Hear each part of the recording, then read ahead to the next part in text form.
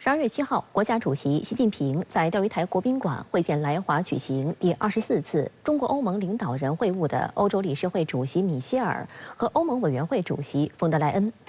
国务院总理李强同二人共同主持此次中欧领导人会晤。此次中欧领导人会晤是自2019年以来首次回归线下，又正逢中欧建立全面战略伙伴关系20周年。中欧领导人会晤机制建立25周年的重要节点，引发国际社会广泛关注。习近平指出，去年年底以来，中欧关系呈现巩固发展的良好势头，战略、经贸、绿色、数字领域高层对话取得丰富成果，这符合双方利益和人民期待。中欧是推动多极化的两大力量，支持全球化的两大市场，倡导多样性的两大文明。在当前动荡加剧的国际形势下，中欧关系具有战略意义和世界影响，关乎世界和平、稳定、繁荣。双方有责任共同为世界提供更多稳定性，为发展提供更多推动力。习近平强调，今年是中国同欧盟建立全面战略伙伴关系20周年，双方要总结历史经验，把握世界大势，坚持全面战略伙伴关系正确定位。双方要夯实政治基础，坚持以战略视野看待彼此，发挥好领导人会晤和5大高层对话的引领作用，加强战略性沟通，以建设性对话增进理解，妥处分歧。双方要树立正确认知，增进理解互信，重信守义，一心一意发展关系。不能因为制度不同就视彼此为对手，不能因为出现竞争就减少合作，不能因为存在分歧就进行对抗。中欧经济具有高度互补性，双方要多做加法，以更深入、更广泛合作拉紧中欧利益共同体的纽带。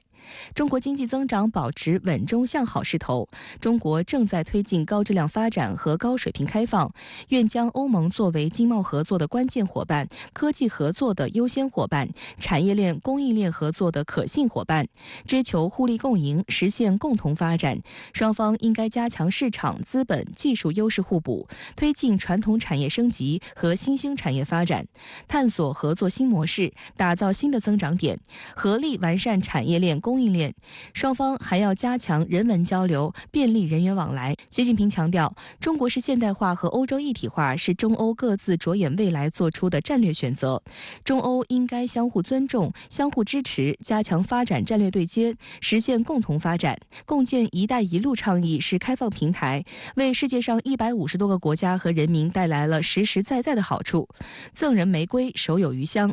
中方愿继续推进高质量共建“一带一路”，包括同欧盟全球门户计划对接，一道帮助发展中国家加快发展。双方要在联合国、20国集团等多边框架内加强沟通和协调，坚持多边主义，反对阵营对抗，推动政治解决国际和地区热点问题，就人工智能等事关人类未来的重大问题开展对话和合作，为增进全人类福祉、应对全球性挑战作出贡献。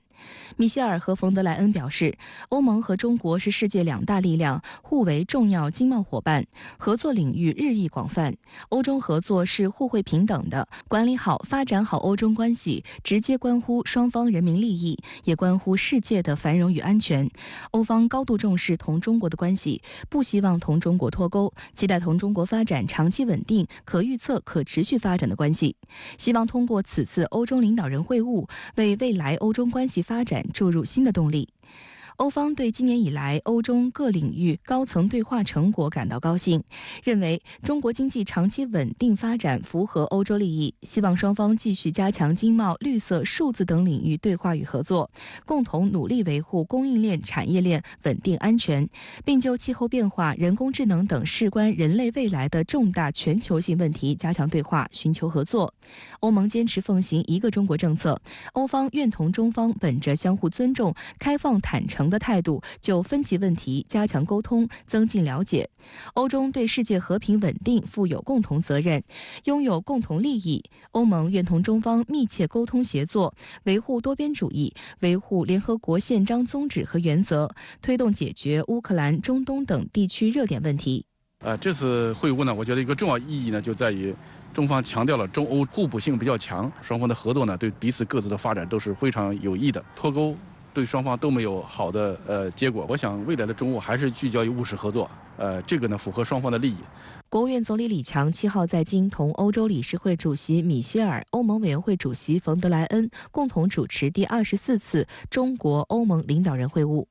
李强表示，习近平主席同2位主席举行会见，就进一步深化中欧关系作出战略指引。我们要从变化中找到需要始终坚持的不变，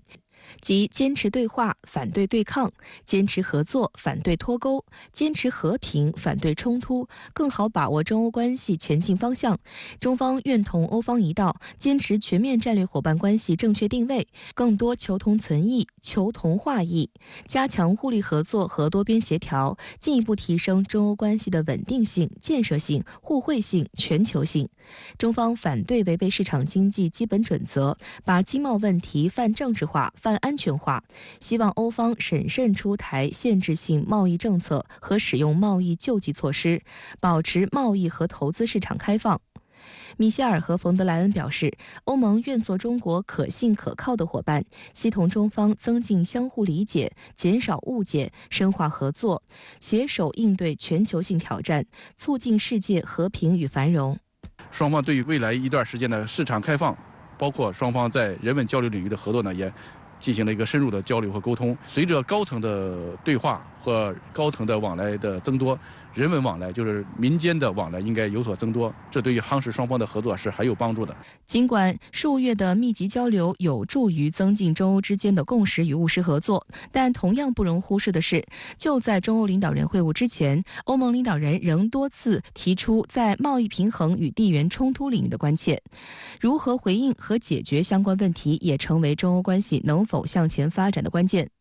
在7号举行的商务部例行新闻发布会上，有媒体就欧委会对中国电动汽车的反补贴调查情况进行提问。商务部新闻发言人何亚东回应称，中方认为中欧经贸合作的本质是优势互补、互利共赢。欧委会启动调查缺乏充分证据，是典型的贸易保护主义行为。不仅中方强烈反对，也被众多欧盟成员国和欧盟产业界所质疑，认为保护主义措施只会适得其反。中方认为，此次反补贴调查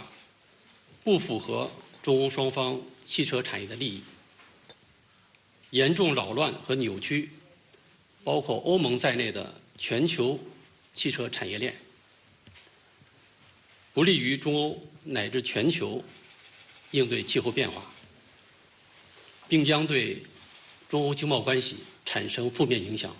在今天的记者会上，面对欧盟对中国电动汽车启动反补贴调查的问题，商务部新闻发言人强调，欧委会的调查缺乏充分证据，是贸易矛盾的典型问题。深圳卫视注意到，会晤前夕，当地时间12月5号，欧盟委员会主席冯德莱恩曾发表言论，强调欧盟愿意通过谈判解决中欧之间的贸易失衡问题。与此同时，作为欧洲最大的汽车生产国，德国政府对欧盟的这一调查持保留意见。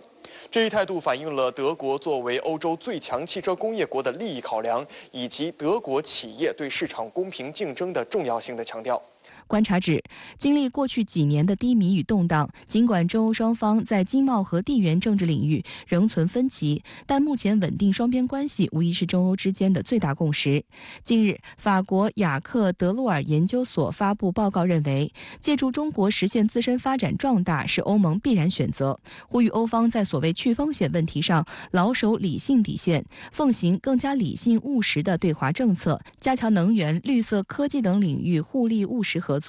对此，中国外交部发言人汪文斌也表示，中欧合作是相互成就的正循环，不是你输我赢的淘汰赛。我们和欧盟双方是有共识的，所以未来中欧仍然有很大的潜力和增长点。首先，我觉得应该克服的认知赤字。近50年来呢，欧洲一直把中国视为机遇，但是近年越来越把中国视为风险和挑战。我想这个认知是错误的。第二呢，就是可能在对华政策上应该更多的采取务实的，而不是一些价值观的，或者是在贸易领域的武器化。第三个呢，就是技术层面，未来可能需要双方多做努力，来在解除制裁问题上更进一步。